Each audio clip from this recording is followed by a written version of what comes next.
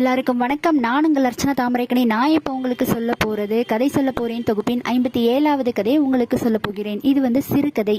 இந்த கதை குழந்தைகளுக்கான ஒரு கதை தான். இந்த கதையை நான் பிச்சமூர்த்தி அவர்கள் எழுதியிருக்கிறாரு. பிச்சமூர்த்தி அவர்கள் புது கவிதைகளின் தந்தை அப்படின்னு அழைக்கப்படுறாரு. அதுக்கு காரணம் என்னன்னா, இவர் சொல்ற கருத்துக்கள் மிக எளிமையாகவும் மற்றவங்களுக்கு புரியக்கூடியதாகவும், சின்ன குழந்தைகள் இருந்தாங்கன்னா அவங்களுக்கு கூட புரியக்கூடிய கருத்தா இருக்கும். அதே மாதிரி இவருடைய சிறுகதைகள் எல்லாமே குழந்தைகளுக்கு ஆர்வம் தூண்டக்கூடிய ஆனால் ஒரு கருத்தை அதுக்குள்ள வச்சிருப்பாரு. அது அந்த குழந்தைகளுக்கு போர் அடிக்காம இருக்கிற மாதிரியான ஒரு சூழ்நிலையை உருவாக்கி இருப்பாரு கதைக்குள்ளார. அதனாலதான் இவருடைய கதைகள் பிரபலம். அப்படி ஒரு கதையை தான் இவர் எழுதியிருக்கிறாரு, காக்கைகளும் கிளிகளும்ன்ற தலைப்புல. இதுல இவர் 10 சிறுகதைகள் கிட்ட எழுதியிருக்கிறாரு.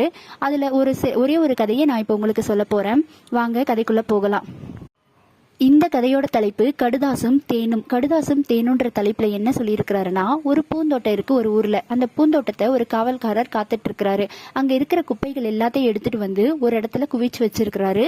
அந்த கவர் எல்லாம் போட்டு அதை பேக் பண்ணி எடுத்துட்டு போகலாம் அப்படின்னு சொல்லி எடுத்து வச்சுட்டு போயிருக்கிறாரு. தோட்டக்காரர் இருக்காரு இல்லையா, அவர் எல்லா குப்பையும் ஒரு இடத்துல குமிச்சு வச்சுட்டு போயிருக்காரு. அந்த குப்பைகள், அதாவது பேப்பர் எல்லாம் இருக்கு, அதுல பார்த்ததும் இந்த கழுதைக்கு ரொம்ப ஆசை வந்துருது. அந்த கழுதை அதை பார்த்ததும், இப்போ இது எல்லாத்தையும் நம்ம எடுத்து சாப்பிடலாம் அப்படின்னு சொல்லிட்டு அந்த பேப்பர் எல்லாத்தையும் சாப்பிட்டுக்கிட்டு இருக்கு. நல்லா வயிறு ரொம்ப நிறைய சாப்பிடுது. சாப்பிட்டுட்டு இருக்கும்போது பக்கத்துல ஒரு வண்ணத்து பூச்சி மலர், பூந்தோட்டம் தானே, அதனால அங்க நிறைய பூக்கள் இருக்கும். அந்த பூக்கள் மேல அந்த வண்ணத்து பூச்சி உட்காந்து தேனை குடிச்சிட்டு இருக்கு.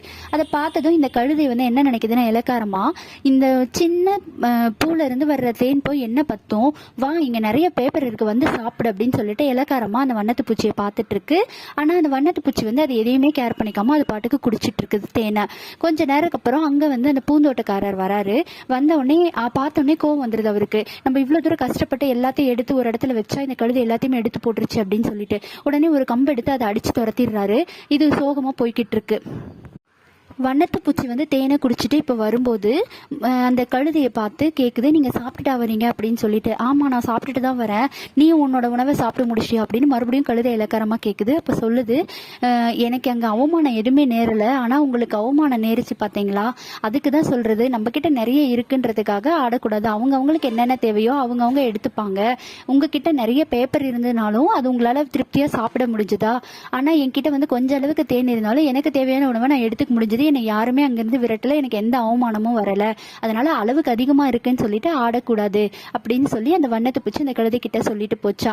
இந்த கதையில வர்ற கழுதை மாதிரி தான் சில மக்களும், நம்ம கிட்ட எல்லாமே இருக்கு, மத்தவங்க கிட்ட எதுவுமே இல்லைன்னு சொல்லிட்டு நிறைய ஆடுறது. ஆனா அந்த மாதிரி இருக்கக்கூடாது. நம்ம கிட்ட என்ன இருக்கோ அதை நம்ம வச்சு அமைதியா நம்மளோட இதை வாழ்ந்துக்கணும். மத்தவங்க கிட்ட என்ன இருக்கோ அதை அவங்க பாத்துப்பாங்கன்னு விட்டுடணும். சும்மா தேவையில்லாத விஷயத்துல தலையிடுறது, அவங்கள கேலி பண்றது, இந்த மாதிரியான விஷயங்கள்லாம் செய்யக்கூடாதுன்றது குழந்தைங்களுக்கு புரிய வைக்கிறதுக்காக இந்த கதையை அவர் எழுதியிருக்கிறாரு. இந்த கதை உங்களுக்கு பிடிச்சிருந்தா நீங்களும் உங்க குழந்தைகளுக்கு சொல்லுங்க. பிடிச்சிருந்தா நம்ம ATS ஹாப்பி வேர்ல்டு சேனலை சப்ஸ்கிரைப் செய்து கொள்ளுங்கள். தேங்க்யூ.